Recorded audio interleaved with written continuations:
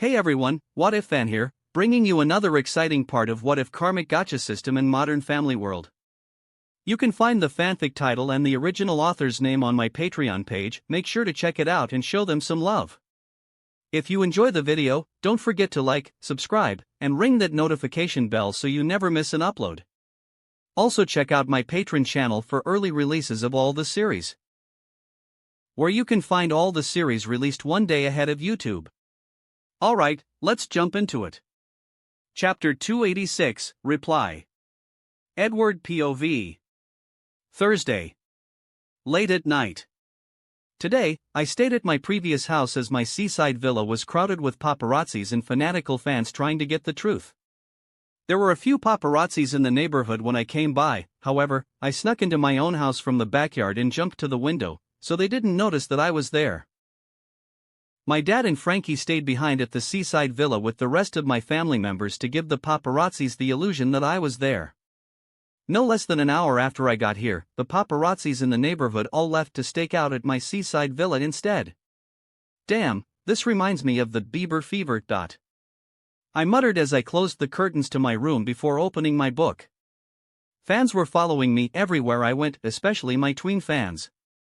This made me wonder, didn't they have school? Were their parents enabling their behavior by letting them behave like this? Exhaustion was prominent on my face as I stopped using my rest skill to sleep, which meant I only got an hour or 2 hours worth of sleep daily. Last night, it was longer, and it made me start dreaming again as something that I hadn't really done since I started coming to the world.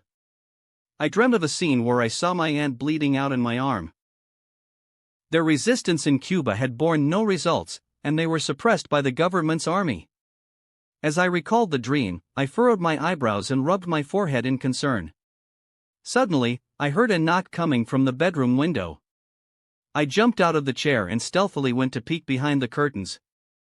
There, I saw Haley waving at me while standing on a ladder. Breathing a sigh of relief, I opened the door and asked whisperingly, "Why did you come here? Better yet, how did you know I'm here?" As I grabbed her hand and pulled her into the room, she replied with a struggle, "Amy told me." She breathed heavily as she was tired from the run to get here. She said there's no food in your house, so I want to stop by. When Haley said that, she realized that she had forgotten something. I chuckled and said, "So, you have time to do your hair and put on some makeup, but you forget to grab the food?" "Shut up, I'll just go home and grab it again." Haley rolled her eyes, but as she wanted to climb the door back down, I saw a paparazzi coming out of his car with his camera in his hand, so I pushed her head down and crouched on the ground. "Get down," I told the confused Haley as I slowly closed the window and curtains while not making a sound. "You seem like a criminal," Haley commented as we both were crouching on the floor. I chuckled and said, "I am one. It's a crime to be this handsome." Haley giggled before she gasped as she noticed my hands. "You have a tattoo." "Temporary tattoos," I replied before I said, "Let's go downstairs. It's not ideal to stay in my bedroom for a long time." Haley became confused again and she asked as I walk away, "Why is it not ideal?" I turned to her and said mischievously, "Oh, I'm a little hungry, and also pent up. One way or another, I'm going to eat something, so we need to make sure it's food." She smacked my back as she heard it, her cheek blushed a little. "Pervert. I should have never come. It's too late for regret now." After we got out of the room, we walked normally and went to the kitchen. I searched the fridge, and Haley searched the cabinets. As my dad and I basically didn't live here anymore, there was nothing inside the fridge. "Hey! I found some instant noodles," Haley whispered and gleamed in excitement as she found the ramen pack I had bought before. There were only 2 packets left inside the package, however, I didn't have anything else to put inside of it. "No eggs, nothing. Are you inviting me to eat ramen together, Haley? Didn't know you're so forward," I said insinuatingly as I reached out for the ramen in her hand. Confused, Haley asked, "Is there another meaning for eating noodles together?" I took out a bronze-colored pot, the stainless steel pot Koreans used to cook their noodles in, and a portable butane stove, so I cooked it on the table. As I did that, I replied to her, "Yeah. They usually use subtle wording, and in this case, inviting someone to eat ramen together means to have sex. Haley looked at me disdainfully and said, "You're messing with me. Google it then," I said with a cheeky smile before setting up the pot on the table. Pouring enough water for 2 packets of noodles, I waited for the water to heat up before placing the noodles in. Haley exclaimed as she read the Google result, "Damn it." "But," I interjected, "you said but." "Not that but. The but." "Wait, that sounds the same. But." She spelled it out for me and continued her initial topic sentence, "We're living in the West. So eating noodles are eating noodles." "You sound disappointed," I commented. She bared her teeth at me playfully. I wasn't. Ripping out the seasoning packet with my teeth, I poured them inside next. After a short minute, the noodles were finally ready. Haley and I sat in front of each other as she wanted to watch me eat. However, I told her, "Grab a spoon. Join me. It feels a bit lonely eating all alone." "Will this make my face puffy tomorrow? 'Cause the last time I ate instant noodles at night, my face got very puffy," Haley said worriedly. I chuckled and said, "Yes, definitely. But do it anyway? For me? Ugh. Fine." She groaned before smiling as she picked up a utensil. She slurped the noodles and exclaimed in awe, This is great. It's so worth it getting my face puffy tomorrow." Ed, tomorrow is when you're going to release the song Reply, right?" "Yes." I nodded casually. "Luckily we didn't date. Otherwise, you'll be crazy jealous," I teased.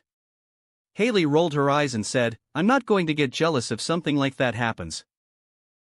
"You mean, if we date, and I wrote a highly personal, affectionate, loving song to my ex-girlfriend, you will be cool with it?"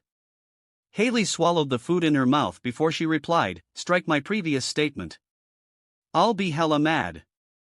I nodded in understanding, and when we saw each other's eyes, we burst out laughing. I started eating again, and Haley talked while I did. "So, you made sure to come to Luke's birthday party, and you're going to do the same thing to mine, right?" "Now that we're talking about Luke's birthday party, remember that you kissed me there?" "What does that mean?" Her questions made me choke on my noodles for a bit before I replied, I will definitely come to your sweet 16. I do remember kissing you in front of your mother. It's to mess with Claire, mostly." "I see." Haley nodded in understanding. Her eyes showed that she was deep in thoughts. I propped my head with the back of my hand while it was still holding the chopsticks and leaned forward. "Did the answer make you dissatisfied?" "Perhaps. Are you waiting for a different answer?" "I'm still thinking about whether or not to be mad at you for using me," Haley said while glaring at me. Taken aback, I tried to appease her. "Would it help in your decision if I say that I wouldn't have done it with anyone else in that party, the prank?" She mused the question for a few seconds before she said, "Okay, you're forgiven." "Yes." I pumped my fist slightly, which made her giggle. "We talked a lot while we ate. She told me all about her life at school, and she asked me about my family. I told her that my grandmother was pissed at me, even standing behind me as I wrote the Reply song to make sure that the lyrics weren't suggestive in any ways. I think I'll go home now. My parents don't know that I snuck out," Haley said before she peeked behind the living room curtain while I was washing the pot. "But the guy is still here though." The lone paparazzi was still lurking in front of my house, which prevented Haley from returning. "I wanted to walk you back, but I guess you had to stay here longer," I said as I dried my hand with a towel. "I guess I have too. There's no other choice," Haley claimed with a shrug. We actually could distract the guy for a few minutes to let her leave, but none of us wanted to voice out this option. "I guess you don't," I said with a shrug too. We walked to my bedroom where she laid in my bed and I continued studying for my SATs. Haley kept her eyes on me, laying down sideways and propping her head up while I was focusing on the book, but her intense stare made me lose my focus. "What?" I turned to her with a smile. She giggled and said, "I've never seen you study before." Also, do you really need to cram at the last minute? I thought you're a genius. I closed my book and showed her the title. It's literature. Math, science, and any other subjects I have no problems with, but literature makes me quite nervous. You should sleep. You look really exhausted. At first I thought it was makeup, but you're not wearing any right now, aren't you? She said with an affectionate tone. Come lay down here. She patted the pillow next to hers. I prefer this natural exhausted face. But since you invited me, I don't want to be rude. We cuddled for a bit, and I wrapped my hand around her, pulling her close. Before long, exhaustion swept over me and I fell asleep. Her, soon after. General POV. Friday arrived, and Taylor woke up at as early as 4 a.m. because she didn't want to miss out on the song release. What time will he upload it? Damn it! I should at least know that. He should have told me that. Selena groaned and whined as her sleep was disturbed by the lights Taylor turned on and her angry rambling. With her eyes still closed, Selena replied with exhaustion, You didn't tell him anything. Why should he do that for you? You should go back to sleep. Taylor scolded Selena. It was a long and excruciating morning for Taylor. She had called Pepper more than 10 times before 7 a.m., which made the old man curse every time he was woken up by the ringtone. Edward drove his car to the school, where the students were surprised to see him. He greeted Jacob with a fist bump, and Enid bumped her head on Edward's back as she ran to hug him. Enid wanted to wish him luck before the exam, so she made her sister drive her back to middle school even though she had already arrived at her destination. Before a crowd could form, Principal Brown quickly led Edward to the SAT exam hall where he would have to stay there for 5 to 6 hours to finish the exam. He also couldn't bring his phone with him into the exam hall, so he would be disconnected from the outside world. A crowd of paparazzis quickly formed outside of the school gate when the news that Edward would take the SATs were shared on social media. Finally, after a week, the paparazzi have a perfect opportunity to ask Edward some questions. Edward sat inside the classroom together with the seniors in the same school. As the exam paper was placed on top of his desk, his music video was uploaded into Entertain's website and also YouTube Entertain Vivo channel. Start. Mrs. Henderson, the district representative, started the exam at 8 a.m. As Edward flipped through the exam questions, his song's views climbed up exponentially on the entertainment websites. On the Entertain website, there was a live chat feature for the premiere of the music video. Fans who waited for the song release instantly jumped on the chat feature and showered Edward with their support there. The song in the music video carried a melancholic and dark undertone. It started with a few piano notes and a short opening of Edward walking in a church. Daylight David Kushner. Using a baritone voice, Edward's singing made the fans have goosebumps when his voice hit their ears. Telling myself I won't go there. Oh, but I know that I won't care. Trying to wash away all the blood I spilled. Taylor listened to the song intently while her eyes were fixated on her laptop screen. Her heart beats quicker as she becomes anxious from the first verse, fearing that Edward would smear her in his song. Selena quickly jumped from the bed and peeked at Taylor's screen as she woke up from her sleep. This loss is a burden that we both share. Two sinners can atone from a lone prayer. Souls tied, intertwined by pride and guilt. Selena was flabbergasted and smacked Taylor's shoulder. Oh my God! She covered her mouth and stared at Taylor in disbelief. The die-hard fans also had similar reactions as Selena. Taylor's lips curled upwards, but she quickly calmed herself down.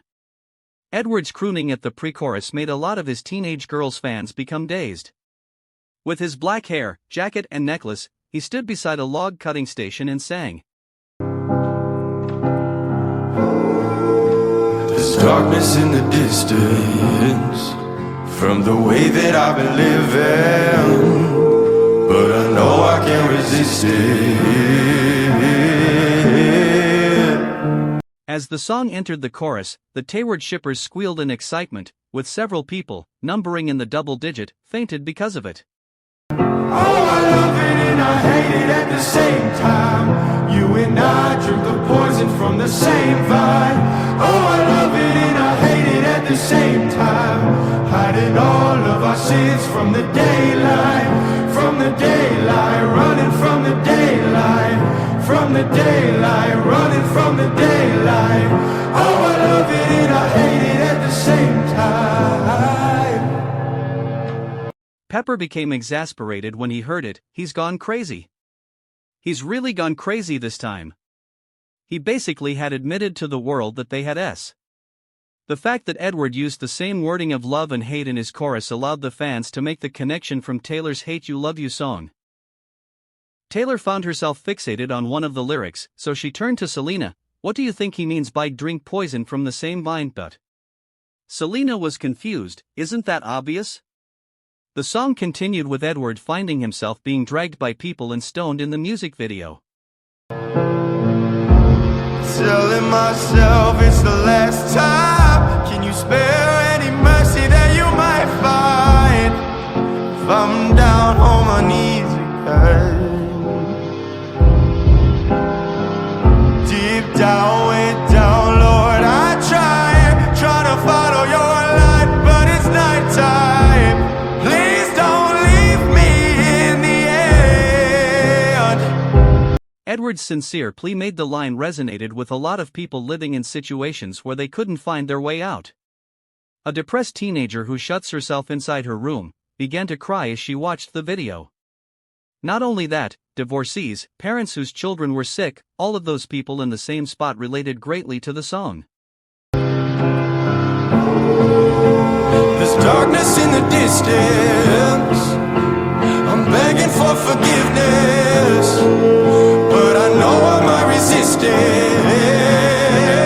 Oh. In the music video, Edward consciously held hands with a fiery man, knowing that he would also be caught on fire. Haley listened to the song and she remembered something from last night. When Edward and her were cuddling on the bed, she asked him an honest question. Ed, you know that I'll do anything for you. But, why haven't you asked me to? We could just do it. No strings attached. From their flirting that night, and the fact that he's pent up, Haley was curious as to why he never actually crossed the line with her. Edward hugged her close and said while closing his eyes, I don't want you to just be a placeholder. I want to date you, properly. Even if it'll take me 2 years to finally do it. So I love it and I hate it at the same time. You and I drink the poison from the same vine.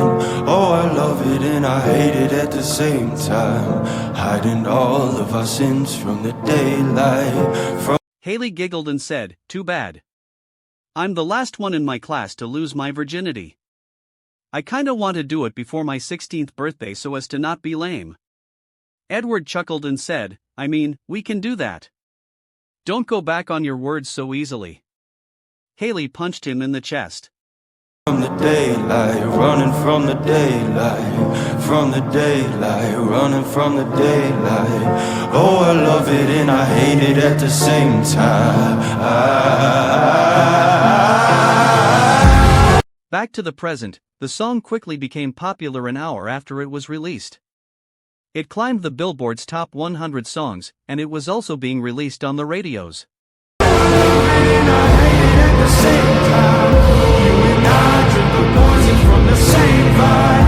Taylor listened to the song and said, so basically, he's saying that he still wants me, but he won't let himself. Right? Selena was still confused by the lyrics and said, I think your delusional disorder needs professional help.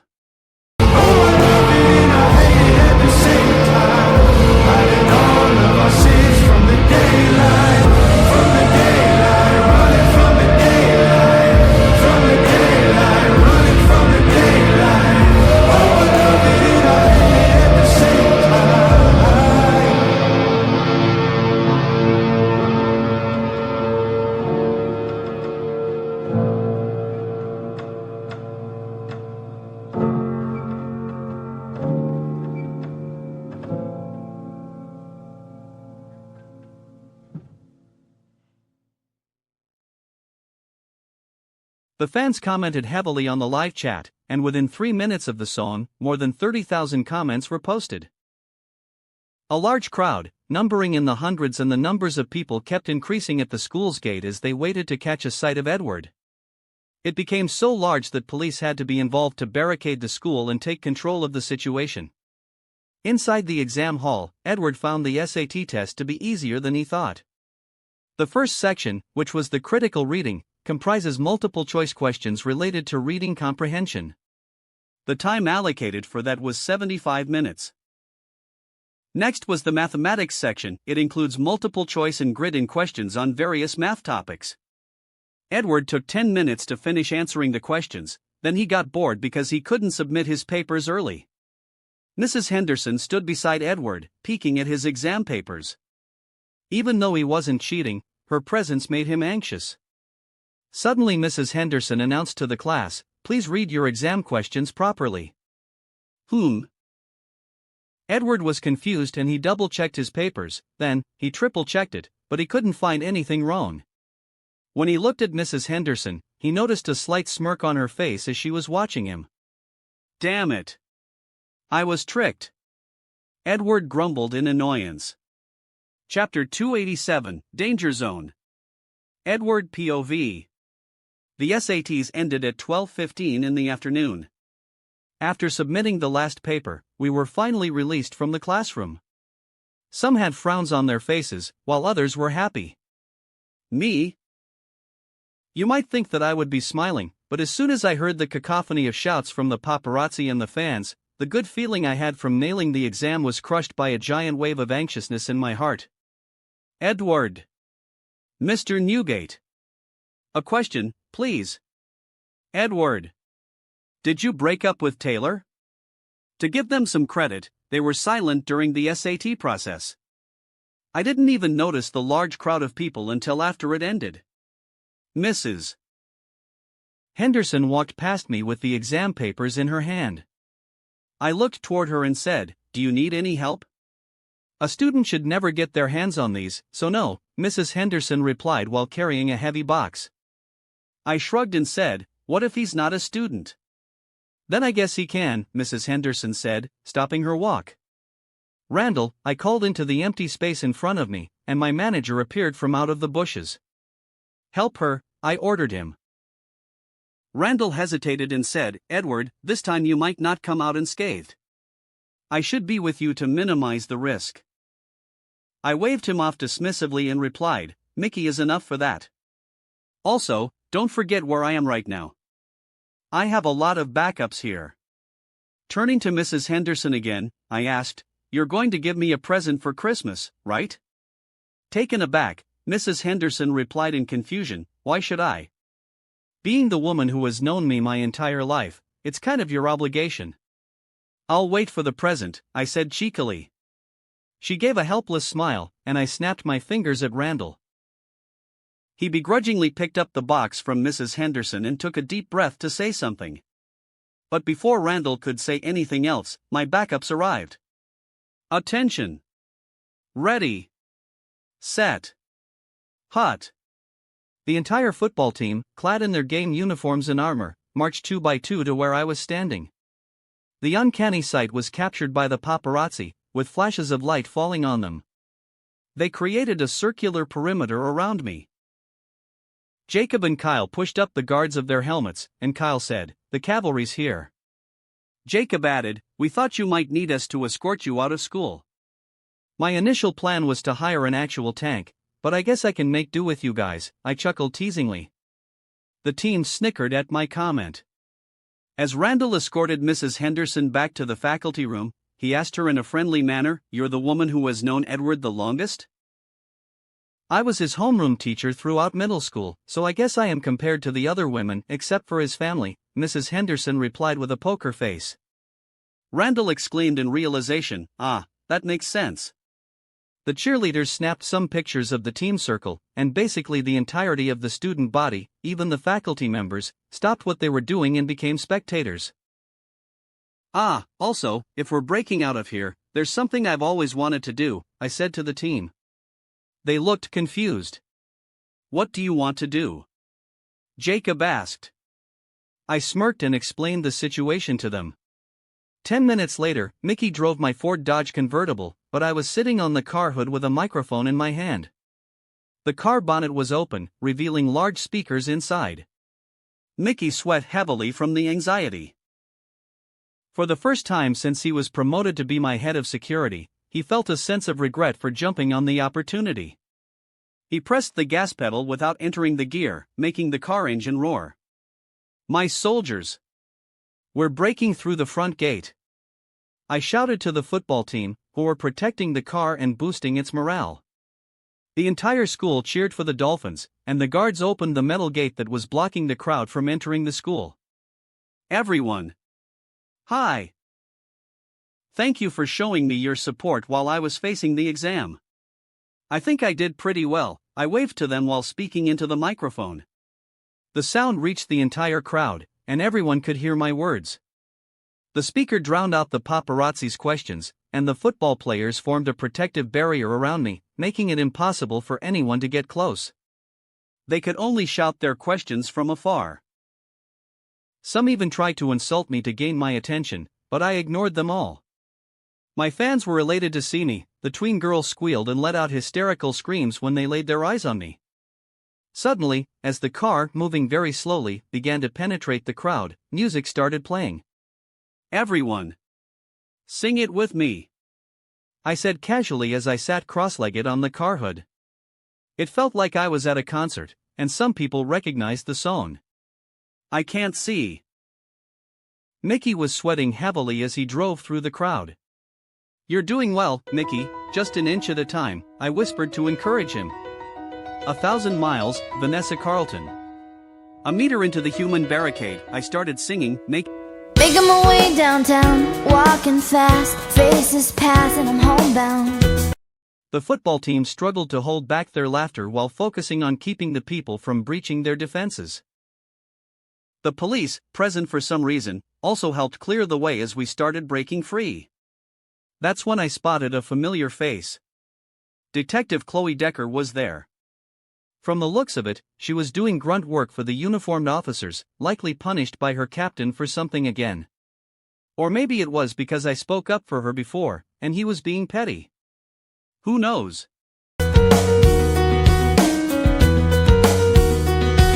Staring blankly ahead, just making my way through the crowd. The unusual and historic scene for the entertainment industry was being recorded by numerous people, whether it was on Instagram Live or a video on YouTube, being uploaded as it happened. With a slight shake of my head, I sang the best part, imitating a scene from the movie White Chicks. And I need you, and I miss you, and now I wonder if I could fall into the sky. Do you think time would pass me by? 'Cause you know I'd walk 1,000 miles if I could just see you tonight. Finally, I managed to penetrate the crowd just as the last notes of the song faded away. I turned and waved goodbye to everyone. With one last glance at the sea of cheering faces, I jumped back toward my seat, feeling the adrenaline rush. Mickey pressed the gas pedal, and the car surged forward, accelerating us out of the school area. The roar of the engine drowned out the chaos behind us as fans and paparazzi scrambled to chase after us. "Thank you guys for your help," I shouted to my teammates. They waved at me as the crowd finally gave up trying to chase the car. "Damn, that was fucking crazy," Mickey exclaimed, his anger giving way to relief as we escaped the situation. I laughed out loud and said, "Get used to it. That will happen a lot." "This is just a hypothetical question, but can I get demoted back to where I used to be?" he asked carefully. I smirked evilly and replied, "Hypothetically? Never in a million years. Of course, hypothetically, I could fire you, and you could, hypothetically, try out for your past position again, although I wouldn't hypothetically hire you back." "Lucky for me, it was just a hypothetical situation," Mickey replied with a cunning smile. My Twitter and Instagram notifications were going crazy as I drove back to the company building. A lot of people were tagging me in the breakout video, and it was trending on all social media. I should buy Twitter too, I muttered to myself. Nicky was shocked and turned to me with disbelief, but then he accepted the thought, knowing I had the capability to do that. RDJ quoted a link to the event posted by my fan club and asked, at Edward Newgate, what event prompted this? I replied simply, at official RDJ Terry Crews, White Chicks. Also, I'm a Vanessa Carlton fan. Twitter didn't have the capability to upload videos yet at the time, but on Instagram, my reply made the Terry Crews 1,000 miles clip from White Chicks go viral again. Vanessa Carlton and Terry Crews also quoted my reply without adding any comments. Terry just shared a shocked emoji with his tweet. Some news outlets even covered the incident. With my song release in the morning and the current events happening in the afternoon, the media couldn't get enough of me. There was a crowd of paparazzi outside the company building, too. After I changed and settled a few things there, I drove out to continue the movie filming at a nearby park. Pepper and Harvey were already there. Pepper smacked my bicep with his paper fan and scolded me, "You're insane, aren't you? How could you do such a thing? It's really dangerous. What if you fall or, worse, get mauled by those savages? We would have to postpone your movie." He was mad that I didn't sneak out of the school as usual.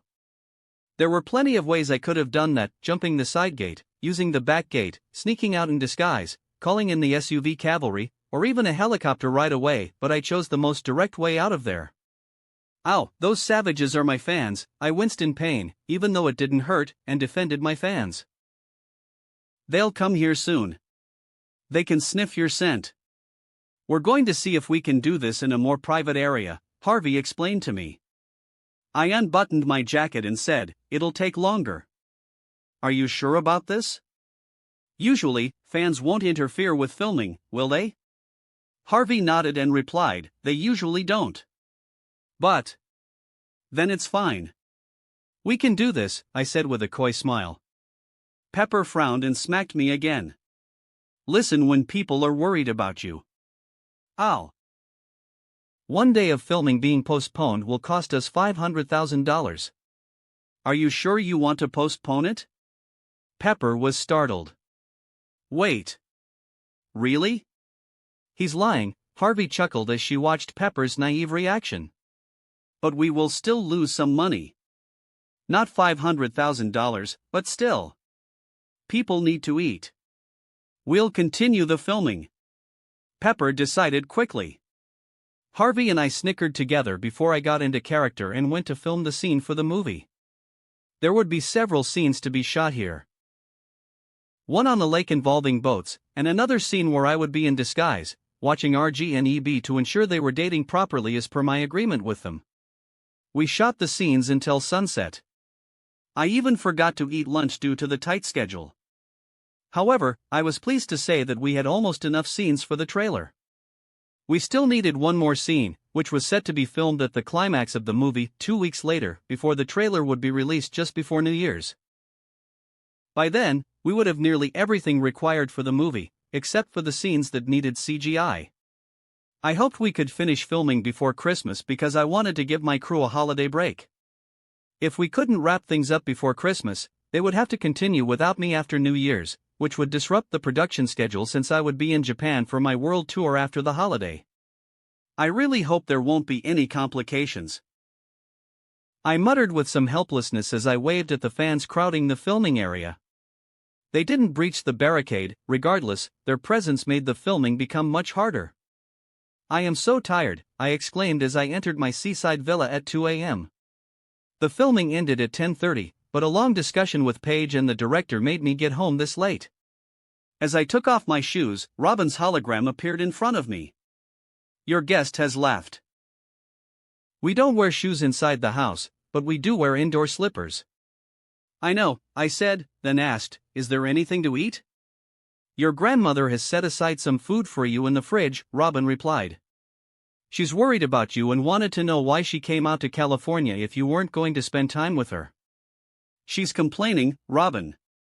She doesn't really want to know about that. It's just grandmother's guilt-tripping methods. Make a folder, I explained with an intrigued smile. Robin's hologram blushed and said, "Got it, sir. Your grandparents will be leaving tomorrow. Should I schedule some time for you to give them a proper send-off?" I nodded. Yeah, do that. Otherwise, I won't hear the end of it. Ah, Christmas. Did Grandma say anything about that? Robin replied, she declined your invitation to come here because she wanted a white Christmas. There isn't any snow in California, so she asked you to come to Wisconsin. There's usually a snowstorm there around that time. Once, my dad, my birth giver, and I were stuck at the airport for 26 hours because of a snowstorm. We almost missed Christmas. I have a lot to do. Maybe my dad and I will just celebrate here this year. Your grandmother will be angry, Robin replied with a fearful expression. She finally captured the emotion well, hugging her body and giving a slight shiver. After dismantling the robot I found underneath Greendale Community College, I upgraded Robin with an emotion sensor system created by Russell Borkert. He used the device to play with his nipple and share the intoxicated feeling with his robot, Raquel, in an attempt that I could only hypothesize as making love with her a bit. I saw the potential to upgrade Robin so she could recognize human emotions. Robin used a scanner to analyze brain synapses to identify feelings. It made her even more human than Sheldon. However, there were a few disadvantages. Once, when I was online trying to find something to release my pent-up state, Robin realized that my brain synapses were going haywire and blocked all the related websites in the house.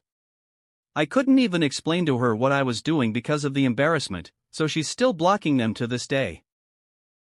As I was taking out some food from the fridge, Amy and Maggie walked groggily out of their room and approached me. Maggie yawned, her long red hair disheveled. She was wearing starry pajamas, while Amy wore moon-patterned pajamas. "Why are you guys up?" I asked in confusion. Amy replied in a hoarse voice, "To get some water." Maggie added, "Amy stepped on my stomach, so I have to pee." "Grandma made you some chicken. Go back to sleep," I told them. However, they sat down at the dining table, intending to keep me company while I ate. They asked me a few questions about the song and told me how crazy things were on the internet today. The song's music video also had 60 million views in one day. Taylor's music video almost jumped up 30 million views today, making her views collection almost racing 200 million. The views were slowing down after the first day, but it's still rising faster than the other music video being released. I think BTS still holds the record in my previous life. 108 million views in one day. I thought secretly as I was talking with Amy and Maggie. Entertain has started video monetization, so I have earned a lot of money today. Entertain videos were basically 2015 era YouTube, with numerous channels popping up daily. YouTube has fallen far behind in technology, video refresh rate, quality, and so on. Many people were migrating to Entertain websites. On YouTube, my video views count was less than 10 million as most people opted to watch it on Entertain. Around 3 a.m., when I was lying in bed, I suddenly got a text message from Taylor. "Taylor, explain the song." Me, "I'm tired. Just got back home from filming." Taylor, picture.jpg. She sent me a selfie of her in front of the mirror, wearing a tank top and shorts, sitting cross-legged while hiding her face behind the phone. Taylor, explain it or I'll send you another. Me, sleep.emoji. Taylor. Picture.jpg. She pulled her tank upward, revealing her stomach and slight under boobs in the picture. After a long pause, I sent her a reply text. Me, this isn't a good idea. Taylor, why? You said in the song that you still want me. It started an argument between us, and after some long heated discussions, I had to use my rest skill to get some much needed rest before I have to go work at 7 a.m. tomorrow morning. The exhaustion on my face didn't fully go away even if I had enough rest for the night. Around 10 a.m. when I was preparing to go to the film site, Taylor stomped her way into my office with an angry expression. What exactly are you playing at? Are you only using my feelings to make your song trending? She accused me. Is that all I ever was to you? With an annoyed expression, I replied in a cold tone, didn't you do the same thing, first? Taylor was taken aback, and then tears started pooling in her eyes. You're an asshole! She cursed before she stomped away. I sighed in exasperation and said, I'm too tired for this. Chapter 288, Do You Believe in Father Christmas? Edward POV. In Southern California, winter weather is generally mild, ranging from cool to warm, with rain being more common during this season. I went back early from my filming today, around 4 in the evening, and spent some time with my grandparents before sending all of them to the airport after a family dinner. Goodbye, Grandma, Grandpa, I said as I hugged them at the airport. The sky was a bit cloudy, but there were no signs of impending rain. My grandparents embraced me, my grandmother nagging me the whole time, while my grandpa simply gave me a pat on the back. Take care of yourself, Ed. You've already missed so much of your childhood. I wish you could enjoy your life instead of working so hard, Grandma Jules said, holding me close. After releasing me, she kept her hand on my shoulder and stared into my eyes. Promise me. I promise I'll work a little less during the holidays, I said, raising my hand in a vow. How much less? She asked. 20%? I replied hesitantly. Make that 90, she countered. 25, I shot back. 85. 26. Are you not willing to go higher than 26? My grandma looked at me in disbelief. If I want to accomplish my 5-year plan to conquer the world, then I cannot, I replied with a mischievous smirk. Uncle Jim, who had become golden brown from tanning at the beach, smiled and interjected, You're going to be a comic villain. Villain implies I'll be foiled by a superhero. But in this world, there are no superheroes. So yeah, I'm going to be a successful comic villain. The next Bezos. Who? My uncle contorted his face in puzzlement. Amy chimed in, I thought you wanted to be Batman. The thrill of the double life does intrigue me, I nodded in agreement with her before adding, but I don't want to suffer. My dad told me to become more selfish, like a villain. My dad nodded in agreement. Yeah, I did say that. And I still stand by it. Frankie agreed with him, but the rest of my family looked befuddled. Suddenly, my grandpa burst into laughter, breaking the awkward silence. After sending off my family, Maggie and I headed back to the house. Dad and Frankie went back to their work, at least that's what they told me, but they shared a car, even though they were going in opposite directions. As my house came into view, I noticed a streak of brown and red in the sky, vanishing in the blink of an eye, just out of sight from my house. A drone? I wondered, alarmed, and quickened my pace. Once home, I asked Robin if there were any drones or intruders around, but she confirmed that no one had entered. Ed, there's a scroll for you on the desk, Maggie said, her eyes sparkling as she pointed to a parchment rolled and tied with a red ribbon on the coffee table in the living room. Robin, are you sure no one has come? I asked again. Show me the video footage from the time I was gone. What's going on? Maggie asked worriedly. Did someone break into the house? She picked up the scroll and handed it to me. Open it, she urged. Robin looked confused and muttered, What scroll? I sighed, feeling frustrated. What if it's laced with poison? Or viruses? Don't touch things that appeared out of nowhere without checking first. She rolled her eyes and untied the ribbon. As she read the parchment, her expression turned bored. It's just a Christmas sewn thing. You don't have to be so manic about it. For Maggie, the scroll was just an advertisement for a supermarket with electronic sales and jingles written on it. She tossed the parchment at me before walking away. And if it had any of the things you mentioned, I would have been dead by now. Some poisons aren't fast-acting. I shouted after her. And viruses can take even longer to show effects. She stuck her tongue out at me and said, You're just a paranoid control freak. Blue orc. I was annoyed, but the parchment grabbed my attention.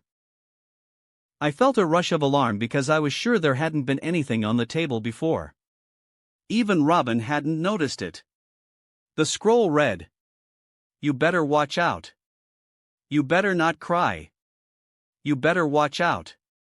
You better watch out. You better watch out."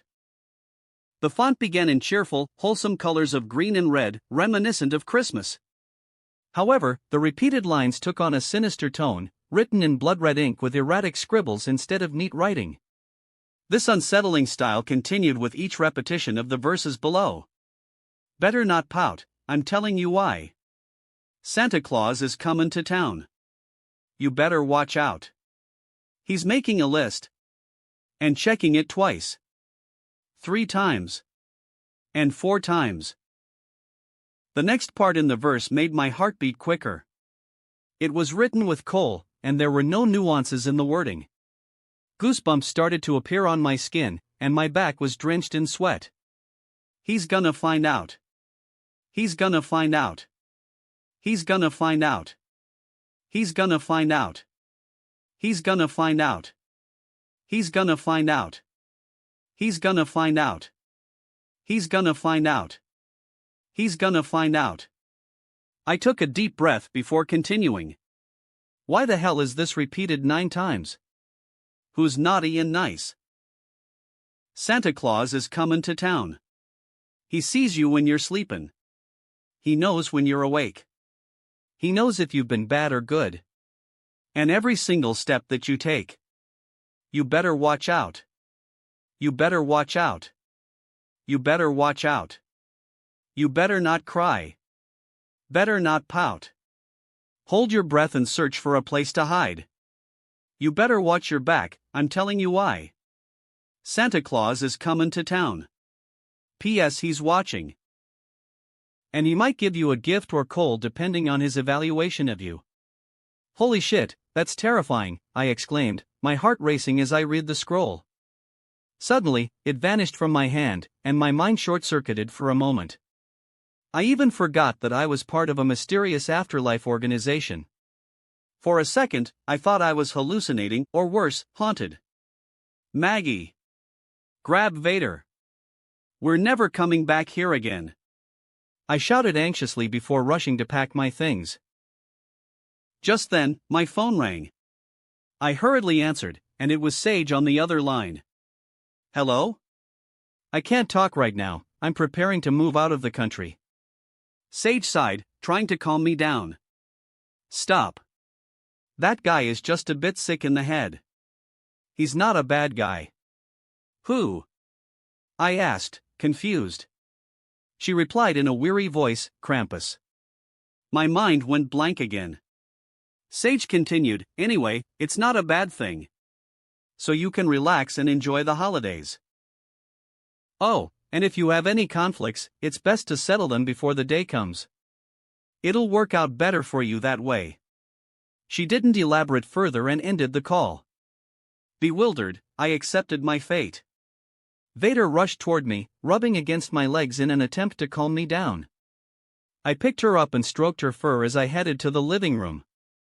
Settling my conflicts, I muttered to myself. Like hell I'm going to do that. After that brief incident, I pushed the scroll to the back of my mind and focused on a project I'd been cooking up in the lab. Just as I got into the groove, Maggie called. She had gone out with her friends while I was in the basement, so I was curious about why she was reaching out. As soon as I answered, I heard Vanessa's voice over the throbbing music in the background. Hey, it's Hudgens, she said. Are you at a club? I asked, carefully placing my soldering iron down and setting the thin glass film on its platform. It was connected to several wires, which I hooked up to the computer. Vanessa hesitated before responding, it's just a dance club, not a bar. You should probably come here. Why? I asked, my disdain evident. After a pause as Vanessa replied, I think Maggie ate something weird. She's puking in the bathroom. You should come get her. I sighed, rubbing the bridge of my nose in exasperation. I'll be there. Sorry, Hudgens said apologetically before ending the call. I set my phone on the table and connected the glass film to the platform. A snippet of Batman, The Dark Knight appeared on the glass, the quality far superior to the screens on phones these days. 4K AMOLED screen.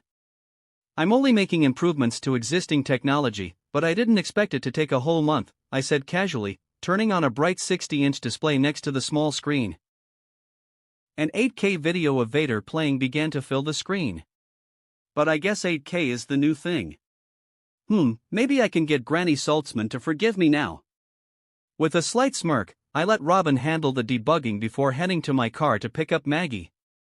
Dressed in a leather jacket and jeans, I slipped on my brown semi-transparent sunglasses as I drove away in the Lamborghini rented by the movie studio for filming. They had 3 of them, so I took one, planning to return it when they needed it for a scene. After the whole government grant negotiation fiasco over my communication tower, where I chose to work with the government instead of her, despite promising to collaborate, I felt a twinge of guilt for leading her on. She had spent almost a month in Barbados to cheer herself up, basking in the attention of a group of hunks. So, I figured she wasn't really depressed or anything. Still, I felt bad. As her consortium owned multiple manufacturing companies, including one that sold TV screens, I had come up with the idea of collaborating with her to create smart TVs, Android TVs, and various types of screens for mobile phones. Despite having access to advanced technology, I was wary of the numerous patent issues surrounding it. Plus, technology could become obsolete in just 5 to 10 years, so I didn't want to spend billions pursuing this route when I was already busy enough. I guess this is actually a conflict I can settle before Christmas, I thought as I parked my car in front of the dance club. To my surprise, it was called LUX. Paparazzi crowded the streets, and a long line of young people waited to get inside the club. My heart raced, and I hesitated at the entrance. I was sure there weren't any clubs with this name in the entire state of California. How did it appear here, just 3 miles from my place? The club was bigger than I had anticipated. The security and ushers were impeccable but also quite vain. They allowed me to drive right to the entrance because of the Lamborghini before checking my identity. "Oh, it's Mr. Edward Newgate. Sir, I have to say, I'm a huge fan of yours." One of the ushers, a beautiful African-American woman in her early 20s with dreadlocks, smiled as she flipped through her clipboard of guest names. You're not on the list, but you can get on any list if you want to." "Wait, why am I still blocking you? You should go inside before my boss fires me." Maze, the usher, fidgeted the entire time, clearly fawning over me. I removed my sunglasses and smiled at her. "Don't worry, Maze. I'm enjoying our meeting. You have beautiful hair." Her eyes widened, and she froze for a moment. Then she giggled and touched her hair, a look of determination flashing across her face. "You know what? I found your name. You're on the VVIP list." One of the security guards retorted, "We only have VIPs." "Shut it, Larry." Maze shot back at him angrily before turning to me with a more docile expression. She escorted me to the door before leaving. As I entered, I noticed many girls were surprised to see me. They turned towards me, even stopping their dancing as I walked past. So far, so good, I thought in relief, seeing no indication that this was Lucifer's club. They didn't even serve drinks, as most of the guests were under 21 years old. "Edward! Over here!" Maggie stood up from her booth and waved at me. Confused, I walked toward her and asked, "I thought you were sick." "Nah, that was just an excuse to get you here," Vanessa giggled, sipping her fruity drink. I scowled at Maggie and turned to leave. "I'm out of here." "Wait." Maggie grabbed my arm, stopping me. She turned me back and argued, "You need some relaxation. You're so high-strung and stressed that you even thought someone was trying to kill you this afternoon." Speechless for a moment, I realized she had a point. "I have a lot of work to do, Mag," I replied solemnly. "You already took a half day today. So just relax for tonight," Maggie urged. Vanessa stood up from her seat and approached me. She suddenly gestured for me to lean down, trying to whisper something. As I lowered myself, Vanessa leaned in and whispered, "You know, this place is also a celebrity hookup spot. Everything is private here. Now that you and Taylor are officially over. I cut her off. Alright, I'll stay, but don't ever mention celebrity hookup spot again. Vanessa smiled sheepishly. Deal. Just stay here, I want you to meet someone. For hooking up? I teased. Vanessa grimaced playfully. No. It's a fan of yours, and I want her to owe me a favor. Alright, pimp. But let me make it clear, this whore is having a day off tonight. If I were actually a pimp, that line would make me strangle you and blame your death on heroin, Vanessa retorted before rushing away. I chuckled in disbelief and took a seat in the booth. 5 seconds later, a waiter placed a drink on my table without me even needing to order. It's a Shirley Temple. Miss Hudgens asked us to bring it to the table whenever her drink runs out, and it's for everyone in the booth, the male waiter explained. Do you serve anything else? I asked. Would you like a menu, sir? Ordinary guests need to order at the bar, but VIPs like yourself have privileges. Bring me something with caffeine, I said, pulling out a $100 bill and handing it to him. We only have coffee frappe and coffee mocktail, the waiter replied, pocketing the bill. But I'll bring you a complimentary espresso with the frappe, minus the frappe. Thank you for your service, I looked at him as he said, Giuseppe, sir. Thank you, Giuseppe, I smiled politely. He returned the smile and walked away happily. Before long, he brought back the espresso along with some complimentary chocolate truffles and artisan pastries. On the house, sir. It was a rare moment for Giuseppe, it had been a long time since a guest bothered to learn his name. In that instant, he became a fan of mine. A young girl sitting on the other side of the booth peeked through the barrier and scolded the waiter, "That's not fair. I've been coming here for 3 months, but you've never sent me free stuff." Giuseppe's smile instantly faded, and he became visibly intimidated.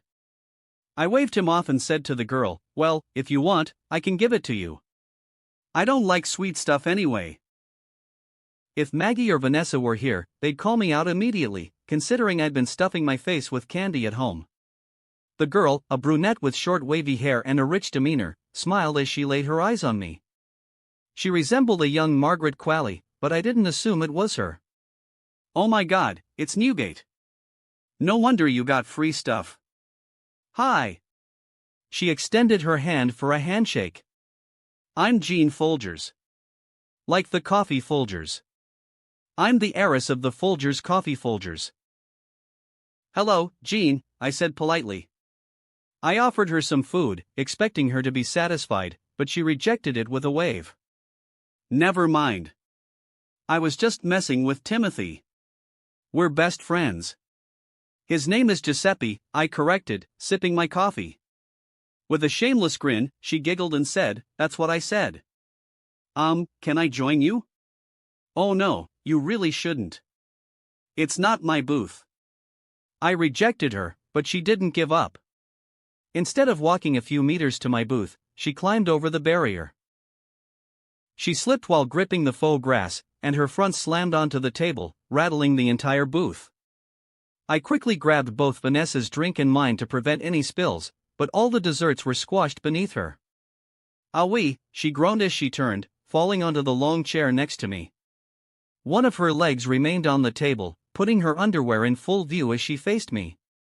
"That's gotta hurt," I remarked nonchalantly. She rubbed her sore nose and grumbled, "I knew I shouldn't have taken the giggles today." "The giggles?" I asked, noticing she wasn't quite in her right mind. Slowly, she sat up, removing her leg from the table and fixing her shirt. "You know, happy pills. We call them giggles here." She leaned closer, her face inches from mine. "Do you want one?" "No thanks," I replied, standing up to walk away, but just then, Vanessa returned with her guest, Ashley Benson, whom I had met before. "Hey, Ed, meet Ashley, who's she?" "A substance dealer," I replied teasingly. "I'm Jean." "Right?" Jean said, pointing at Vanessa, and then suddenly looked at her hand in awe. "Oh my God, there's another one. Waiter, get her out of here." Vanessa called Giuseppe over, and he escorted Jean out of our booth. Jean tried to protest, but she didn't have the strength. I turned to Vanessa with a serious expression. So, this is the place where people come to get high? Vanessa was shocked and immediately defended herself. I didn't do it. Really? I swear. All right. You're not tripping balls, so I guess I can believe you, I said with a nod before smiling at Ashley. Hello. Ed, do you want to dance? Ashley grabbed my hand boldly and pulled me to the dance floor. Vanessa grinned and waved at me from afar. Good luck, Ed. I don't need luck, I'm just here to dance, I retorted. An hour and a half later, we were back at the booth. Are you guys ready to head home? Maggie asked, looking tired along with Vanessa. I nodded and said, let's go. Ashley pouted in disappointment. Stay a bit longer. At least until midnight. Maggie chuckled. Sorry, we should head back now. From the look on Edward's face, he didn't enjoy being here at all. I do enjoy meeting you, Ashley, I said. She giggled and flirted. Want to meet me again? Let's just leave it up to fate, I replied. So, no then. Ah. She slumped onto the table in disappointment. It had almost been a nice night out with friends if only we hadn't encountered the next guy. Hey, Hudgens. A tall, freckled guy approached us with two of his friends. He had a smug, condescending air about him, your typical rich mommy's boy from LA. Oh, I know this script, I mumbled to myself. Leaving so soon? My friends and I are heading back to my house. You should come with us. Leave the dud. He froze when he saw me, unable to finish his sentence. He grabbed Vanessa's arm. Anyway, you should come and give us a private show. We just couldn't get enough of your boobies. I mean, Greg here chafed his dick and had to go to the emergency room. Vanessa shook his hand off. Let me go, asshole. Why pretend to be a good girl? You're a slut, aren't you? Otherwise, you wouldn't send all those nudies to your. Before he could finish, I grabbed his arm and twisted it, making him squirm in pain. That's enough, dude. One more word, and I'll rip your tongue out, I warned in a cold tone. Ouch, let me fucking go. Do you have any idea who the fuck I am? Oh, I'm dying to find out, I said, releasing his hand and grabbing him by the collar. He hadn't expected my aggression, and I could see him visibly shaking. Vanessa and Maggie tried to pull me away. Ed, come on, he's just an asshole. You don't need to bother with him, Maggie urged. Ed, you don't have to do this, Vanessa added. Before I could walk away with them, a waiter and the security team rushed over to defuse the situation. As I released the guy's collar, he seemed to regain his bravado, knowing security was there to protect him. He started shouting profanities again. Yeah. You better run. You and that slut. You know what, Hudgen? No one will ever love you. You're just a whore. Vanessa acted like it didn't bother her, but I could see tears pooling in her eyes. Newgate. Hey Newgate. Did you fuck Vanessa too? Or did you only fuck Taylor? Is Taylor a slut too? Once you're done with her, will you share the pics with US? Before he could finish, my fist slammed into his face, knocking two of his teeth out. The entire club erupted into chaos as security tried desperately to separate me from pummeling him. His two friends tried to intervene, and both of them were punched too. The next morning, Pepper walked into my house carrying a newspaper. He sat on the couch and showed me the headline while I stood at the glass wall facing the ocean. Heartbroken pop star goes wild. Brawls at hot nightclub after shocking split exclusive footage of the drama unfolding. He read the headline in a calm manner.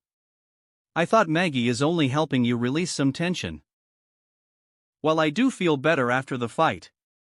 I should start a fight club, I said casually. No, he vetoed the idea curtly. I expected him to be angry, instead, he gave me a thumbs up. Well, I heard the story from Vanessa. Good job. I only regret that you didn't knock more of his teeth out. Oh, I exclaimed casually, breathing a sigh of relief. Pepper chuckled. Harvey is going nuclear on those news outlets, so you can expect this to blow over soon. I thought for a moment before saying, Peps. Oh, I don't like that tone. He suddenly widened his eyes and stood up from the couch. That's a "you're going to make this bigger" kind of tone. I nodded, saying casually, "You do understand me." "Yet, I can never really understand you," he replied in defeat. Chapter 289, Night in Jail? Edward POV. In the span of a single night, news of me punching the agitator in the face spread across the entire country. A 5-second clip of me knocking him out went viral on social media, YouTube, and entertainment websites. Those who were at the dance club began sharing their experiences online, recounting multiple versions of the same story. However, by design, the opinions that accurately reflected the incident were pushed down, while exaggerated narratives that painted me in a bad light gained traction. Many stuck-up people, conservatives, expressed their disappointment, convinced I was following in the footsteps of my predecessors. Even my grandmother texted me early in the morning to voice her dissatisfaction. However, after hearing my side of the story, she quickly added that I had given that boy too light of a punishment. The media's selective reporting was intentional, aiming to paint me as a problematic figure because controversies drive clicks on their articles. While I brushed off their flimsy arguments, Robin, Harvey, and my new lawyers, Camila Vasquez and Ben Grimm, were quietly gathering evidence for the defamation lawsuit. Sitting cross-legged on the single-seater couch in Pepper's office, I stroked Vader's glistening black fur as he purred contentedly on my lap. "Villain," Pepper mumbled under his breath. Ronaldo chimed in, "Definitely a villain." "More like a mastermind," Claire whispered. Frankie nodded in agreement, adding, "He's definitely not up to anything good." "You guys know I can hear you, right?" I said, turning to face the group in disbelief. All four of them were gathered by Pepper's desk, which was at a 90-degree angle from where I sat. Vader glanced at them with disinterest before continuing to enjoy me petting her. Claire and Ronaldo smiled sheepishly, but Frankie approached me and patted my head. "You're not a villain. We're just joking." She affectionately brushed my hair before returning to the group. Claire looked at me nervously and asked, "Are you sure you want to do this, Ed? You know you'll be under fire afterward." "I'd rather stand in the flames and sing one last time than stay silent and cater to those who deserve it least," I replied casually, tilting my head slightly. Claire, Ronaldo, and Pepper fell silent, their expressions a mix of disbelief and awe, while Frankie simply nodded in agreement. Suddenly, I turned to them, a hint of uncertainty creeping in. Did that sound corny? It felt a bit corny. They remained speechless, and after a moment, I nodded slightly. Definitely corny. Just then, one of the assistants, a tall, bespectacled brunette with a curvy figure reminiscent of a Pixar mom, burst through the door. "The victim's legal team is here," she announced. "Is Vanessa here yet?" I asked urgently. "She's packing her stuff from the dance studio," the assistant replied, a hint of anxiety in her voice. Everyone exchanged confused glances, and I pressed on, "Why is she doing that? Can you please get her here? Ask Maggie to drag her here if you have to." The assistant nodded and left hurriedly. Pepper commented, "She might think we're going to let her go." "Is she an idiot?" "Wait, she might be," I muttered, letting out a heavy sigh. "She must have panicked when I told her to meet us here this morning." Harvey stopped by the office before heading to meet the victim's lawyers. "Ed, I'd really appreciate your direction on this. We can settle, no problem.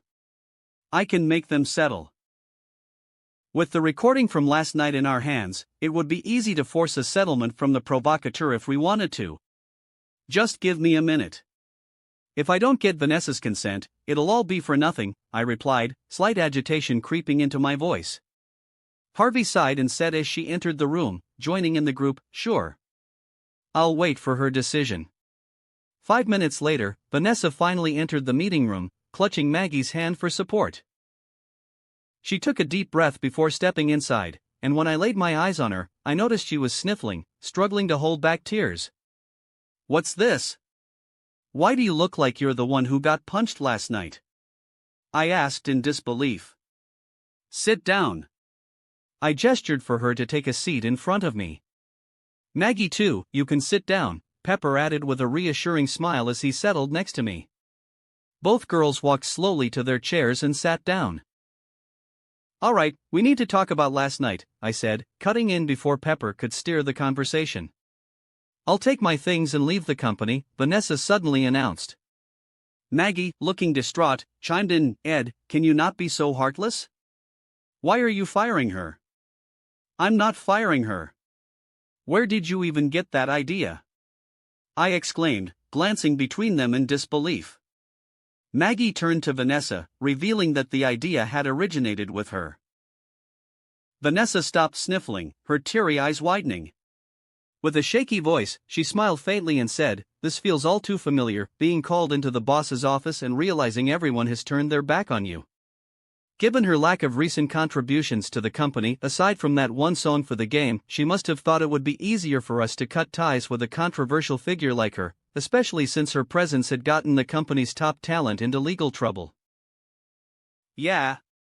I'm going to put therapy on your future schedule, I said, raising an eyebrow. Do you need some emotional support from Vader? Meow. Vader seemed surprised as I suddenly picked him up and handed him to Vanessa. She took Vader into her arms immediately and said, Yes, please. Pepper then explained my intentions to Vanessa and asked for her opinion. She looked at me, disbelief etched on her face. Why do you want to do that to yourself?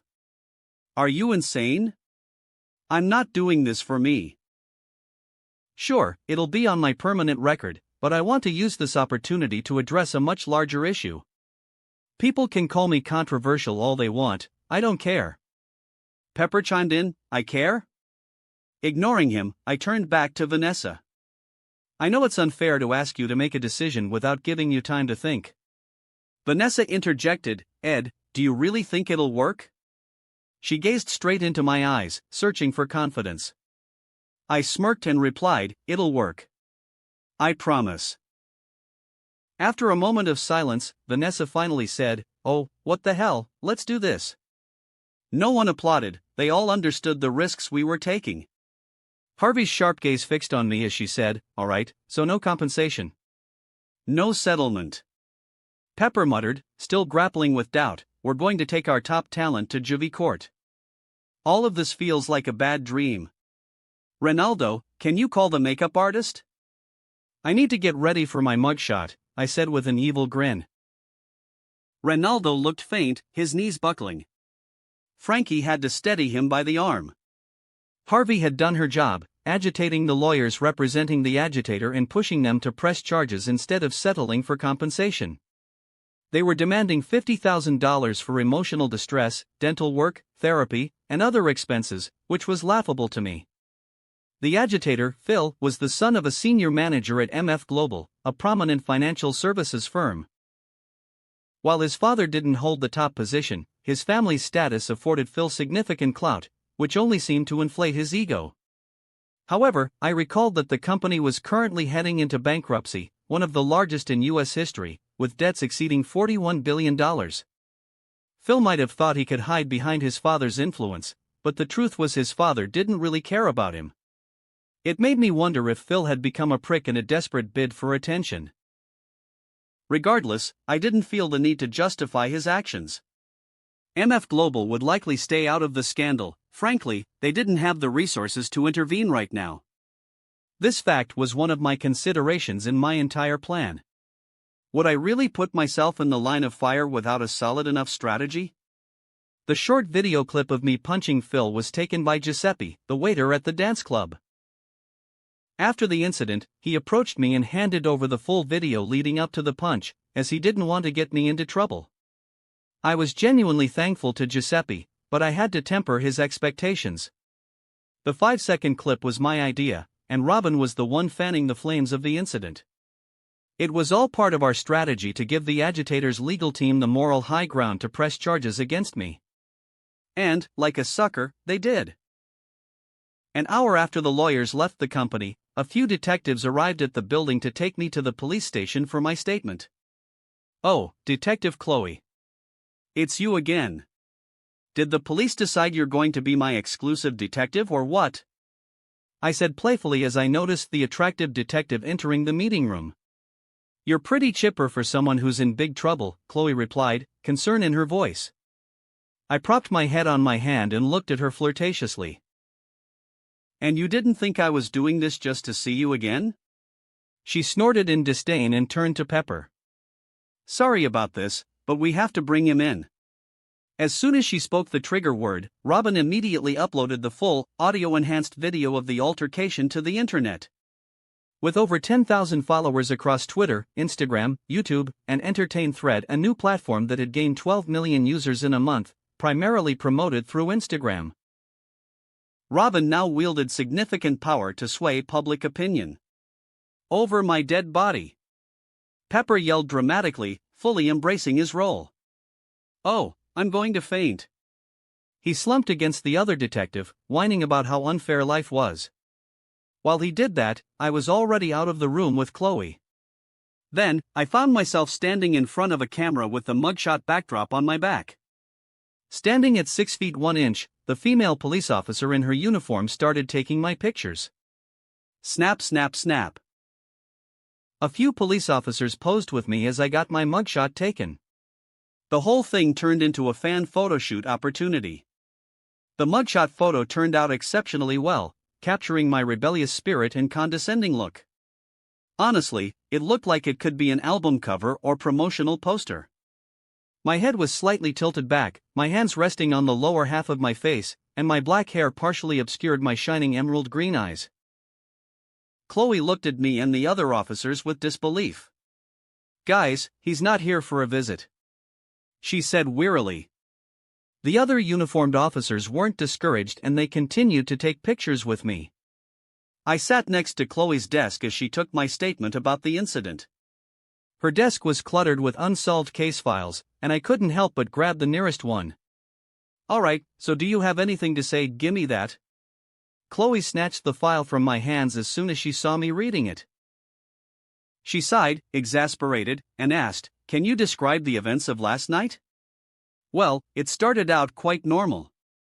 I was enjoying my time with my friends and was about to go home before Chloe could begin her official report, the police captain rushed over and interjected, Mr. Newgate. I'm really sorry you have to go through this. Please, let's do this in my office. Huh? Captain? Why? Chloe stood up, disbelief evident on her face. The captain smiled sleazily, wiping sweat from his forehead. I just received a call from the police commissioner. Deckard, you won't be handling this case anymore. I interjected, oh, then I'll leave. I only trust Chloe here. In fact, the only reason I'm here is that she's the one picking me up. As I prepared to stand, the captain became anxious and quickly retracted his order. Deckard, this case is all yours. Just don't screw this up. From his reaction, I knew that Robin had succeeded in changing the public opinion about the matter. He must have been pressured by the top brass to handle these things perfectly so as to not implicate the police. As the captain left, I turned to Chloe, intrigued. Do you always screw things up? Why does the captain seem to have something against you? That's not something I want to share with a criminal, she replied with a stone-cold face, though a slight smirk betrayed her. I chuckled and pointed at the case file I had been reading. By the way, the culprit here is the grandmother. Huh? Wait, what? Chloe quickly opened the case file and skimmed through it. After some explanation, she finally grasped the truth. When she looked at me in awe, I caught her off guard by reading another case file. Gimme that. Stop reading it. You don't have authorization. General POV. Twitter and Thread users have been going crazy about the whole incident. Lily, Edward's fan club president, has been backing up Edward on social media before the full video was released, and when she noticed the full video, she raised her hands up and shouted in celebration, I fucking knew it. At Lily Felicity, I knew there's more to it than that. Edward was only protecting his friend. Video.link. She reposted the entire video on Thread. During this incident, the numbers of new users on the apps climbed upwards exponentially since they have a much greater user experience there. At Newgate Cansucks this, you can say that, but he still resorted to violence. One popular user named, @Olivia Rodrigo, who was Robin in disguise, quoted the hate account comment and said, "Did he run away from it? He complied with the cops and took responsibility for it, which in my opinion, he shouldn't have to." At Sarah Hyland, Robin replied to Olivia, "This whole thing has been tasteless. From the moment Hollywood reacted to the whole Vanessa leaked videos, they victim blame her, even at Disney cut her off."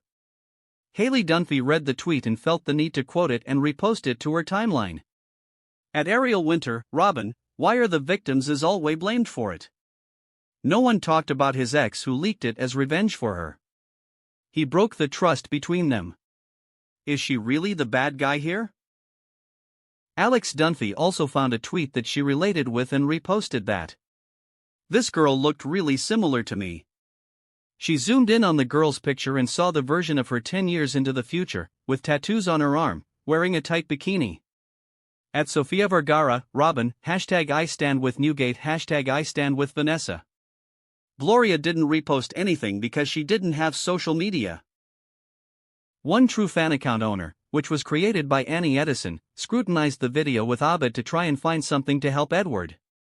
Abed said, "See here, he looked at Vanessa, but we cannot see her face." Then his eye turned cold and he walked backward to punch the guy. Annie protested, "He turned when that guy mentioned Taylor's name.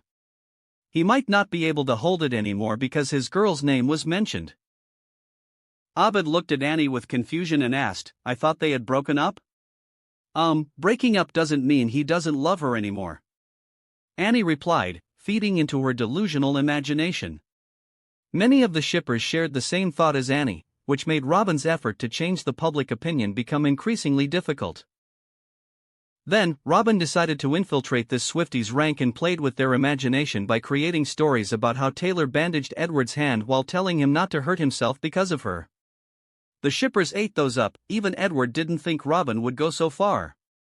Fan arts, fanfics, a lot of them popped up, which made the already big news about Edward and Taylor's song battle become bigger. At Julie Bowen, Robin, there's a reporter interview after Edward comes out of the police station. Check it out. Claire, who was eagerly waiting for updates, immediately clicked on the video as soon as it was released. Frankie, Pepper, Ronaldo, Vanessa, and Maggie gathered around Claire's laptop to watch. Meanwhile, Edward stood surrounded by reporters after giving his statement to the police. One of the interviewers asked, "Mr. Newgate, what prompted the attack?" Edward replied, "I'm sure you all already know the details. The full video is out there, so don't waste your time with that question. I'm only answering 5 of them." A reporter from Fox News asked, "Are you concerned about the legal repercussions of your actions?" Edward nodded and said, "Yes. I don't regret my actions, but I do regret not handling the situation better. I'm tired of bullying victims being forced to just stand there and take it while the bullies thrive. It happened in school too, you know?" The administration would rather brush off bullying incidents than take action and make the school look bad. This happens in the real world, sadly. Are you referring to the time Miss Hudgens' nudes were leaked? Another reporter asked. Edward replied, "Yeah. I still remember when she went to an award show and had to smile while the host joked about the most traumatic event of her life. It still haunts me to this day." Netizens quickly dug up the notorious girl, "You have to keep your clothes on" clip about Vanessa, bashing the host who made that comment. Every media outlet covering the topic faced scrutiny for their poor handling of the matter. Edward thought about how if the incident had happened 5 years later instead of in 2007, Vanessa's career wouldn't be in such a downward spiral. The media's biased facade was slowly being torn down by Robin, prompting everyone to speak out about the issue. As Vanessa was in his company now, he wanted to do everything he could to help her before she released her comeback album. Accidentally, the incident exposed Harvey Weinstein, which created another drama on social media. "Wait, what the fuck?" Edward muttered in disbelief after he read Robin's report about everything that had been going online when he got home. The next morning came, and Edward continued his filming as usual. He was invited to numerous interviews, in which he accepted a few of them. As he sat in his office, Pepper entered, dragging Taylor with him. Edward was confused and asked, "What are you guys doing?" Pepper ranted, "I can't do it anymore. The whole back and forth with me stuck in the middle. So, what I'm going to do is lock you guys inside this room, and force you guys to work things out amongst yourselves." Pepper. "You can't do that," Taylor protested. Pepper said, "Even your dad agreed with this. So talk. Leave me alone. For the first time in my entire life, you guys made me hate getting the drama. You know how much a gay man has to face in order to hate getting the drama. Congratulations, you guys did this." He got out of the door and locked it behind him. He shouted from afar, "Talk and work thing out." Taylor grunted in disbelief as she shook the locked handle door. He really locked it. Edward was still doing some work on my laptop and I replied casually, "He just said that. Why are you so surprised?" Taylor slowly turned to face me, fixed her hair and provoked, "I've seen how you handle everything yesterday. All I got to say is, I'm thoroughly underwhelmed by it." "Really? From your expression, I thought constipated. Taylor gasped as she took offense and turned to the door again. She hit it and shouted, "Pepper, let me out of here. You're locking me in with a criminal. A smooth criminal," Edward said before he played the song on his laptop. Taylor shouted again, "Let me out." Outside of the door, Harvey, Pepper and Ronaldo watched the room from afar. Harvey asked, "What's the point of this again?" Pepper scowled and replied, "Who knows? Ed told me to do it. I told her she made a gay man hate getting the drama. But I lied. There's absolutely no drama in this world that is too much for us." Chapter 290, Professional. Edward POV. Taylor kept slamming the door for a while, finally giving up when no one came back to unlock it. "Tired already?" I teased. She glared at me and stomped over to where I was sitting. With her arms crossed, she replied, "Not tired. Slighted. And turn off the music." I chuckled and paused the Michael Jackson playlist. "Take a seat," I invited her. "No," she grumbled, pouting. "So you're just going to hover around me?" I asked, somewhat flabbergasted. Taylor smirked and said, "Yeah. Does this bother you?" "Not really." I shrugged and continued doing the CGI work for the Dragon Princess to be included in the film. Taylor got curious and peeked on my screen. The dragon already finished the design development yesterday, now I finally got the chance to do it since I was unavailable yesterday. "Is that the dragon girl?" Taylor asked with an annoyed expression as she saw me focusing on Alexandra Daddario's 3D model. "What I was focusing on is the transformation from the dragon to a princess." The description the creatives had for the dragon was this: "The dragon princess is a breathtaking creature, her form a stunning blend of majesty and grace. With shimmering blue scales that glisten like the ocean under sunlight, she possesses a crown like horn atop her head, intricately shaped and glowing with a soft, ethereal light. This horn is adorned with delicate gold accents that flow down into the thorny ridges along her spine, giving her an air of regal power. Her underbelly is a rich golden hue, contrasting beautifully with the vibrant blues of her scales. Her wings are vast and majestic, showcasing a mesmerizing pattern of gold and blue that resembles a work of art, each feather-like scale capturing the light as she soars through the skies." After reading the description, I made sure that when she transforms into a beautiful woman, the essence of her dragon form is elegantly retained.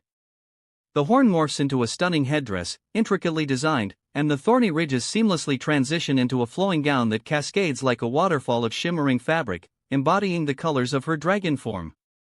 "Is this good enough?" I asked Taylor as I switched the tab to show her the full dragon design. When she didn't respond, I turned to see her face, only to find a look of confusion as she stared at me oddly. "What's wrong? Is it not good?" I asked, a hint of anxiety creeping into my voice. Taylor sighed helplessly and said, "No. Why is it so good? The dress was picked at random. Why did you suddenly make a dragon out of it?" I really don't get you. Thanks to my Bob Ross skills and Robin's help, I had nailed the entire dragon design to perfection, inspired by the colors of the dress and the headpiece Miss Dario was wearing. The dragon will only show up for half a minute, Taylor grumbled again. This is way too much effort for a gag scene. She wasn't wrong.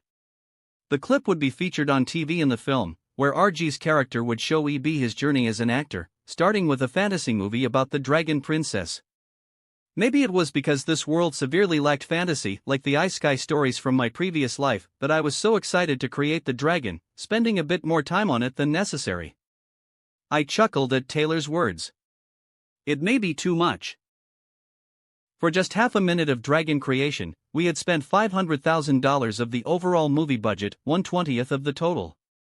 But to be honest, our $10 million budget had the same production value as a $100 million movie from other studios.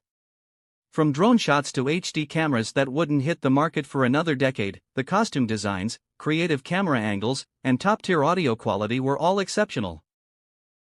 Director Judd Apatow had been praising our studio to his friends and in interviews non-stop. So many people were looking forward to seeing this movie. However, with high expectations came the tremendous pressure for the film's success.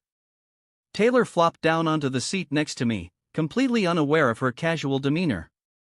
She settled in crassly, one leg crossed over the other, and sat sideways on the couch, her eyes glued to my face. Are you ready to talk now? I shut down the laptop and turned toward her.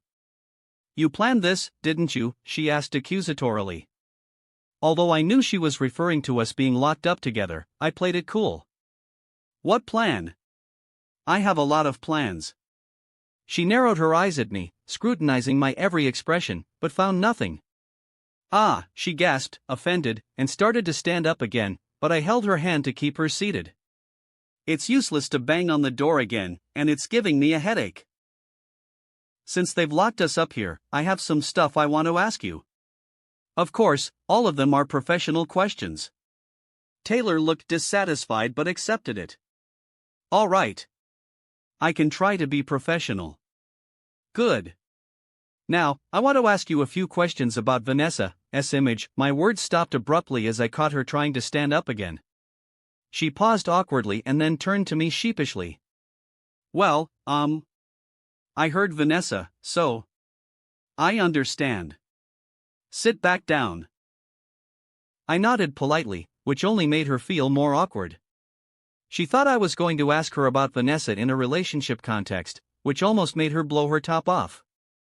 Her cheek became flushed and she blinked rapidly without looking into my direction to play off her embarrassment. Her image, what's with her image? Taylor asked to get into the topic without giving me any chance to make fun of her. Well, I could take some time to explain it, but there's someone who actually did a deep dive on this on Entertain Videos, so just watch that first. I reopened my laptop and showed the video. It was a video essay from a journalist that showed Vanessa's height of stardom, her Disney days, her fall, the impact, and so on. It covered up most of the things that happened with Vanessa, even her relationship with Zac Efron was being dissected there. Taylor looked at me suspiciously again. Did you make this video, that currently has 109,000 views? I shook my head and smiled, honestly? No, it wasn't me. Nor was it Robin. I explained to her a bit. This guy, he used to be a journalist for Vice, but he was not paid for months for his articles. So he quit and changed his career. Taylor rolled her eyes and said, how much can he possibly earn here? I smirked and said, 1,000 views earns him around $10 if he allows ads on this video. Vice paid $60 per article. Taylor widened her eyes a bit and mumbled, so, 100,000, $100? It's $1,000. I tried to hold back my laughter, but even then, she got angry. Sorry, I'm not a math nerd. In the early 2010s, if a YouTube video received 100,000 views, the earnings could vary significantly based on several factors, primarily the CPM, cost per mil, rate, which refers to the earnings per 1,000 ad views. That insight was what I used to attract individuals with unrewarding jobs, hoping to inspire them to change their professions.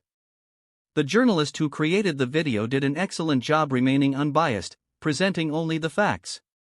He capitalized on the opportunity to cover this topic, causing his video to explode in popularity. Many backstories emerged, prompting netizens to quote the video extensively in their tweets, which drew extra attention to the issue at hand. Taylor watched the video for a while I switched to my mobile and worked on some tasks with Robin. Once Taylor finished, I put away my phone, and we began discussing Vanessa's image, primarily, what should be done next. I could handle it all on my own, but Taylor's perspective was invaluable. I can create several songs that she can use to take control of her narrative, I declared. Taylor rolled her eyes mockingly, but before she could respond, she realized something. Given that you're a song vending machine, that might actually work. Thanks, I replied curtly. But what kind of persona should she adopt for her album? Revenge?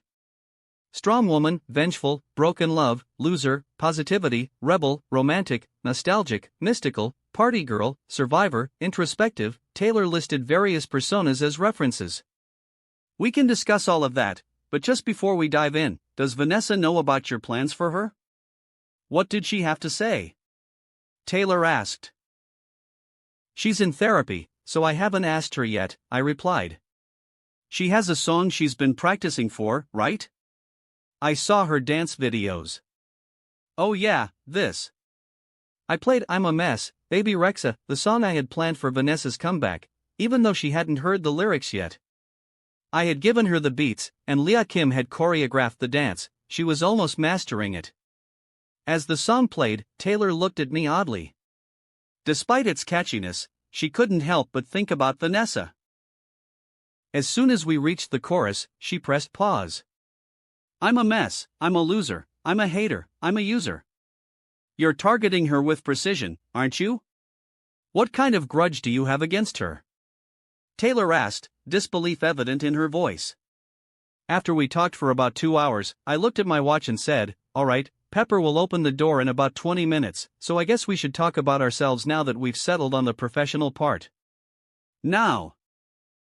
She insinuated angrily, then sarcastically added, now we're going to do this? Oh my God, thank you so much, Your Highness, for giving me 20 minutes of your time to talk about something other than work. Before I could reply, my phone rang. Taylor jumped on it immediately and mocked, oh no. Now we're not even going to get 20 minutes? Who's that? Your new girlfriend? Your fuck buddy of the week? Or is it buddies? I checked the screen and replied with a steady tone, it's Judd, so I guess it is work. But I'll call him back. I disconnected the call and turned to Taylor. Before we get back into it, I have something to show you. Taylor grunted and calmed herself down. What is it? I opened my laptop and showed her my future plans in Excel. This is my schedule. You know, I'm going on a world tour. More work? Taylor asked, disbelief and dissatisfaction in her voice. Why did you even make me watch this? Just see it first. I labeled the green boxes as my off days, yellow for light work, and red for busy days. Taylor slapped my hand away from the touchpad and scrolled on it herself. As she scrolled down, her anger dissipated a bit, replaced by confusion. There are basically no green days for the next 3 months. Most of them are yellow and red. She turned to me in shock. I nodded and confessed, this has been going on for 2 years. The longest break I have in the timeline is 10 days next summer, and 5 days in April 2011. What kind of life are you living? Taylor asked, flabbergasted by my schedule. You know how many ventures I have right now? I replied. Many, Taylor guessed. But you have people to handle it, right? I nodded. Pepper is the CEO, but do you think he has what it takes to manage all of that? I'm taking care of all of it. We have to plan the world's first esport championship. My social media apps and websites need oversight daily. I prattled on, the movie studio is backed up in the production plan. We have 2 series and 1 movie in production right now, along with many more waiting. I also need to provide Microsoft with results for the research grant they gave me. The telecommunications tower requires a lot of negotiation and politics, which is what most of my world tour will involve. That's why it'll take so long. Taylor's brow furrowed more as she listened to my schedule. She stopped me with her hand and asked, "Wait, why are you telling me all of this?" "I want you to understand me," I said, which took her aback. "For me, right now, it's better not to have a relationship if I can't actually be in one. You get what I'm saying?" "So you're rejecting me again?" she asked, disbelief in her voice. "Ask yourself this. Do you really want to be in a relationship where you only have 15 days with the guy in the span of 2 years?" Flabbergasted, she tried to argue, love can make everything possible. "Will it be love, though?" I pressed. She fell into deep thought before standing up from her seat. "So you're saying the reason we're not together is because you're too busy? What will I do if I see you dating another girl during those 2 years you're away? Before you spiral, I'm not going to date anyone." Her face lit up. "Great," I added, "but I'm not going to keep myself chaste, either. Also, 2 years is a really long time." "I can wait," she declared. I shook my head. "You're going to move on after 3 months." "I won't," she protested. I nodded slightly. "You will." She pointed a finger at me and yelled, "I won't." "You know what? You don't even know what love is. And don't you dare sing that song." "Ah," I exclaimed in mock disappointment. We ended up arguing again, but this time it wasn't as intense as before. I was being honest, I wouldn't be seeing anyone in those 2 years. That was the time it would take for me to overcome the 2 cursed talents I had. There will be a major time skip, but I won't skip it all. I will show all major events in those 2 years, like concerts, interviews, song performances, etc. I plan to provide 20 chapters to illustrate those 2 years. When Taylor left, Pepper entered the room. He asked, "Did you guys work it out yet?" "We did a little. Not that we're back to being friends, but at least I think we won't fight anymore when we meet." I replied, unaware that after Taylor went home, she decided to throw out the song she had prepared in response to my reply song and create a new one. After Pepper left, I asked Robin to show the schedule again. Robin, remove the facade. Most of the yellow boxes turned red, and Robin chimed in, "Sir, this schedule is not humanly possible. It's like you're punishing yourself." "I can make it, Robin." I muttered dismissively. "It's all about planning." Days passed, and I had to go to court for my case. Luckily, the juvenile court acted quickly compared to the regular court system. It was only Wednesday now, just 4 days since the punch happened.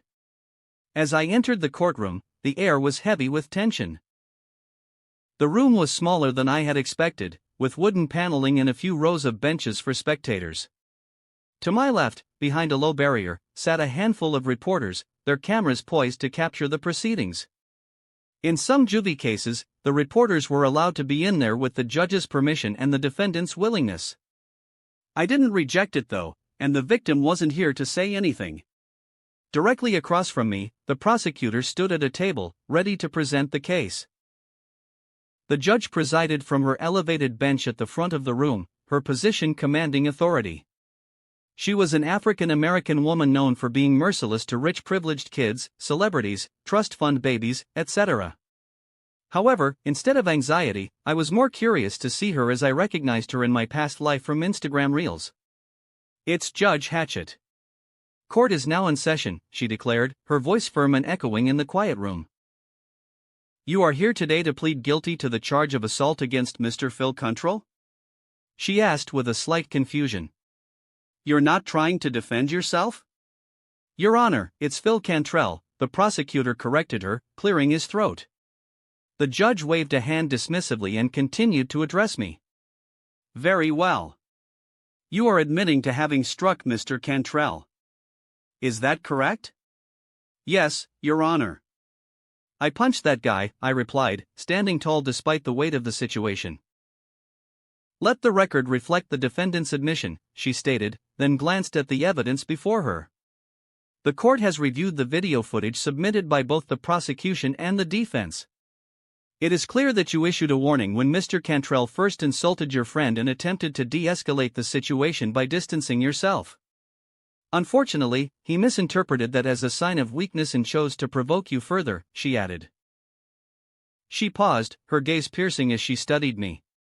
While you have accepted responsibility for your actions, which is commendable, I believe you were aware of the public sentiment regarding your case prior to your plea. I have received numerous letters advocating for leniency on your behalf. Harvey and I exchanged bewildered glances. Really? I blurted out, not expecting her to bring up the letters. The judge allowed herself a small smile. Indeed.